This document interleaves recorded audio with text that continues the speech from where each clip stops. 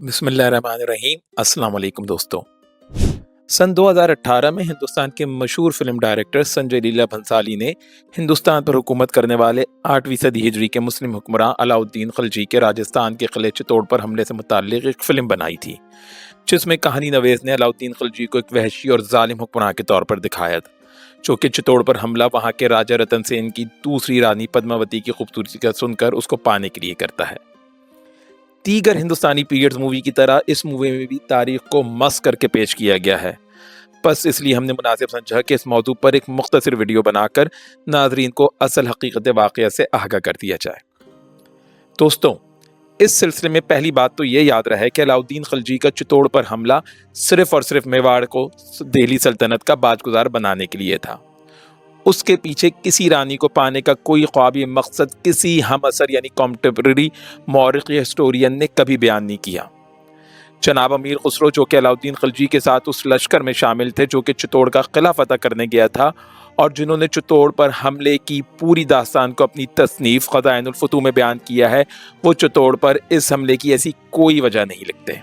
तारीख़ फ़िरोज़ शाही के मौलिफ जनाब ज़ियाउद्दीन बरनी, जो कि चित्तौड़ के मुहासरे के वक्त जवान थे, अपनी तारीख़ में अलाउद्दीन खिलजी के चित्तौड़ पर हमला करने की वजह ये बयान करते हैं कि अलाउद्दीन खिलजी के कोतवाल अलाउल मुल्क ने खिलजी को चित्तौड़ पर हमला करने का मशवरा दिया था, क्योंकि मेवाड़ की रियासत ने अलाउद्दीन खिलजी के खिलाफ बगावत करने वालों को पनाह दे रखी थी। ज़ियाउद्दीन बरनी रानी पद्मावती या उसकी वजह से चित्तौड़ पर हमला करने का कोई जिक्र नहीं करते। इसी तरह से एक और मौर्रिख अब्दुल मलिक अस्सामी, जो कि बहमनी सल्तनत का दरबारी शायर और मौर्रिख था और चित्तौड़ के मुहासरे के 8 साल बाद पैदा हुआ था, वो भी अलाउद्दीन खिलजी के चित्तौड़ पर हमले की वजह बागियों के वहाँ पनाह गुज़ीर होने को करार देता है। दोस्तों, याद रहे कि मौर्रिख ज़ियाउद्दीन बरनी और अब्दुल मलिक अस्सामी दोनों खिलजी ख़ानदान के हरीफ ख़ानदानों के दिलदादा थे। गोया उनकी गवाही दुश्मन की गवाही करार दी जा सकती है। सो अगर चित्तौड़ के मुहासरे में रानी पद्मावती को पाने का कोई मकसद होता तो ये दोनों मौरखीन इस बात को ज़रूर बढ़ा चढ़ाकर बयान करते। उनका इस तौर का किसी वजह का जिक्र ना करना ही इस बात को साबित कर देता है कि अलाउद्दीन के चित्तौड़ पर हमले की वजह कोई रानी नहीं थी, बल्कि ये बागियों को पनाह देने की सज़ा और मुल्कगिरी की एक मुहिम थी। दोस्तों, अब सवाल ये पैदा होता है कि रानी पद्मावती का किस्सा इस मुताल्लिक़ क्यों मशहूर हुआ।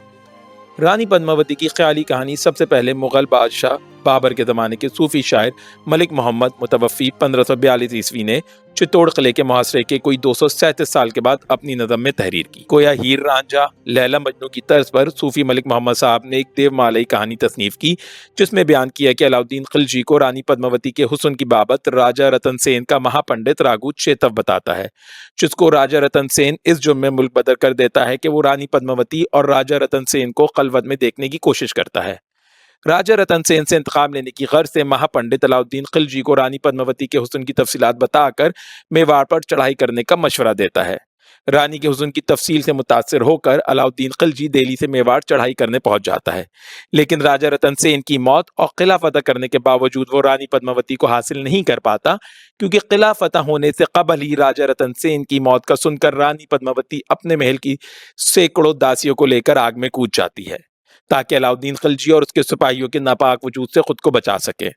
आग में कूदने की इस रस्म को जौहर कहा जाता है और रस्म को अदा करने की वजह से रानी पद्मावती को हिंदुओं की लोक कहानियों में देवी माना जाता है। सूफी शायर मलिक मोहम्मद ने बगैर किसी सनद और पिछले मौरख का जिक्र किए इस कहानी को नज़म में पेश किया और वहां से दीगर सूफी और हिंदू मौरखीन ने इस कहानी को अकस करके इसमें मजीद मिर्च मसाला लगाकर मुसलमान बादशाह अलाउद्दीन खिलजी को बदनाम किया, जबकि पद्मावती की इस कहानी में कोई सदाकत नहीं और ना ही अलाउद्दीन खिलजी ने चित्तौड़ पर हमला किसी रानी के लिए किया था। अब जहां तक बात रही कि अलाउद्दीन खिलजी एक वहशी और जालिम हुक्मरान था जिसकी रैयत उसके जुल्म जबर का शिकार थी, तो ये बात भी सरतापा गलत है। अलबत्ता ये हकीकत है कि खिलजी खानदान का पहला बादशाह अलाउद्दीन खिलजी का सगा चचा जलालुद्दीन खिलजी बहुत नरम दिल था, यहाँ तक कि वो बागियों को भी पकड़े जाने पर माफ कर दिया करता था, जिसकी वजह से उमूर मुल्की में खलल पड़ना शुरू हो गया था।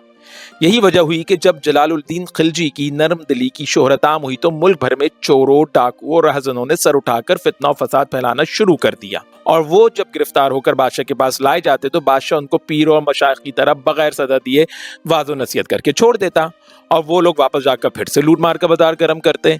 اس ڈھیل کی وجہ سے بادشاہ کے خلاف جگہ جگہ سازشیں ہونا شروع ہو گئیں اور خلجی امراء یہ کہنے لگے کہ اب بادشاہ سٹکیا گیا ہے اور حکومت کے لیے ناموضوع ہو گیا ہے، بہتر ہے کہ اسے معزول کیا جائے اور اس کی جگہ کوئی دوسرا موضوع شخص تخت نشین ہو۔ یہ وہ حالات تھے جنہوں نے جلال الدین خلجی کے بھتیجے اور داماد علاؤالدین خلجی کو اپنے چچا کے قتل پر ابھار کر زمام حکومت اپنے ہاتھ میں لینے پر آمادہ کیا۔ علاؤالدین خلجی کا حال اپنے چچا جلال الدین جیسا نہ ہو، اسی لیے علاؤالدین خلجی نے حکومت میں آتے ہی چوروں، ڈاکو اور باغیوں کے خلاف سخت تادیبی کارروائیاں کی۔ وہ دیکھ چکا تھا کہ حکومتی معاملات میں نرم دلی دکھانے کا کیا نقصان ہوتا ہے، سو پہلے دن سے ہی علاؤالدین خلجی ہر مجرم کے لیے قہر ثابت ہوا۔ لیکن اس قہر کا صدور صرف اس وقت ہوتا جب کوئی کسی جرم کا ارتکاب کرتا یا ملک میں فساد ڈالنے کی کوشش کرتا، وگرنہ علاؤالدین خلجی میں اعلیٰ حکمرانوں کی کئی خوبیاں پائی جاتی تھیں۔ ہندوستان کا جس قدر علاقہ اس کے زیر نگین تھا، برطانوی حکومت سے پہلے کسی کو نصیب نہ ہوا۔ علاؤالدین خلجی کے دور میں منگولوں اور تاتاریوں کا خوف پوری دنیا کو اپنی لپیٹ میں لیے ہوئے تھا، لیکن یہ علاؤالدین خلجی کا زور بازو اور حسن تدبیر تھا کہ اس نے ہندوستان کو منگولوں کے حملے سے بچا کر رکھا۔ چتور کے قلعے کی فتح کے بعد جب علاؤالدین واپس دہلی آیا تو 1.25 لاکھ منگولوں کے ساتھ مغل سردار ترغی عین دہلی کے سامنے آن پہنچا تھا، جس کو علاؤالدین نے اپنے زور بازو اور حسن تدبیر سے 1 انچ زمین فتح کیے بغیر واپس جانے پر مجبور کر دیا۔ اس کے بعد تاتاریوں کے مزید کسی حملے سے بچنے کے لیے علاؤالدین خلجی نے شمال مغربی سرحد پر مضبوط قلعے بنوائے اور ان کا انتظام غازی ملک کے سپرد کیا، جو بعد میں سلطان غیاث الدین تغلق کے نام سے تخت نشین ہوا۔ غازی ملک نے منگولوں اور تاتاریوں کو بے طرفے شکست دی اور ان کا ہندوستان فتح کرنے کا خواب چکنا چور کر دیا۔ گویا اگر علاؤالدین خلجی ہمت دکھا کر حسن تدبیر سے کام نہ لیتا تو منگول ہندوستان کا بھی وہی حال کرتے جو انہوں نے بغداد کا کیا تھا۔ جہاں تک علاؤالدین خلجی کی اپنی رائے کے ساتھ سلوک کی بات ہے تو اس بابت ہم اثر مورخ ضیاء الدین برنی اپنی کتاب تاریخ فیروز شاہی میں خلجی کے خلاف تمام تر تعصب کے باوجود عہد علائی کی جو خصوصیات بیان کرتے ہیں وہ بالاختصار یہ ہیں: پہلی، منگول ہمراہ آوروں کا قلقمہ۔ دوم، چھوٹے تاجروں پر سے ٹیکس کی معافی۔ تیسری، علاؤالدین خلجی کی غیر معمولی اور مسلسل فتوحات۔ چوتھی، غریبوں پر شفقت اور باغیوں متکبروں پر قہر۔ پانچویں، مہنگائی میں ازحد کمی اور غلے اور سامان معیشت کی فراوانی جس پر بارش کی کمی بیشی کا کوئی اثر نہ ہوتا تھا۔ چھٹی، ملک اور راستوں کا امن و سکون۔ ساتویں، بے شمار نئی عمارتوں جیسے مساجد، سرائے اور قلعوں کی تعمیر۔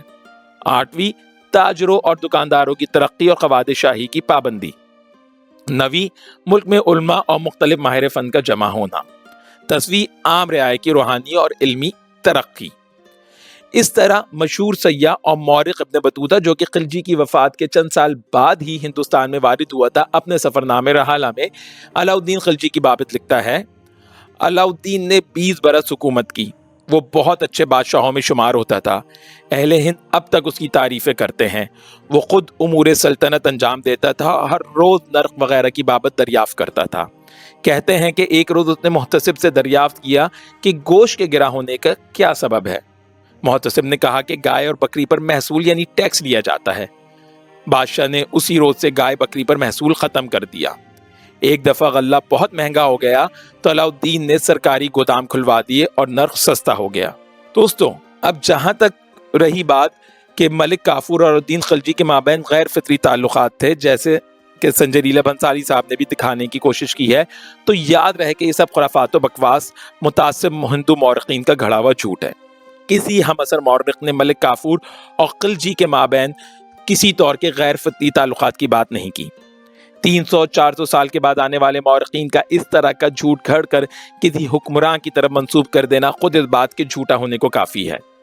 البتہ یہ سچ ہے کہ علاؤالدین خلجی ملک کافور پر ازحد اعتماد کرتا تھا، جس کی وجہ سے خلجی سے چند انتظامی بدعمالیاں بھی سرزد ہوئیں، جو کہ یقیناً لائق مذمت بات ہے، لیکن اس سے خلجی کے دور کی اچھی باتیں محو نہیں ہو جاتی۔ سو ملک کافور اور خلجی کے مابین کسی غیر فطری تعلق سے متعلق بات کے کسی مورخ کا کچھ لکھنا، چاہے وہ ہندو ہو یا مسلمان، صرف ایک گپ ہی قرار دیا جا سکتا ہے۔ المختصر دوستوں، علاؤالدین خلجی نہ تو کوئی ولی اللہ تھا اور نہ ہی کوئی ظالم و جابر بادشاہ۔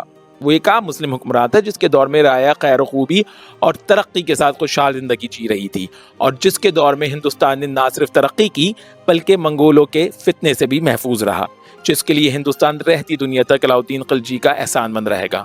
خلجی کے دور کا خیر اس کے دور کے شر سے زیادہ تھا، اور یہی بات اس کی ذات پر بھی صادق آتی ہے۔ البتہ اس کی طرف جو چھوٹی تاریخ کی نسبت کی جاتی ہے اس کا ابطال ضروری ہے، کیونکہ اسی طور کی تاریخوں کو بنیاد بنا کر انتہا پسند ہندو مسلمان حکمرانوں کو غاضب و ظالم ثابت کرنا چاہتے ہیں۔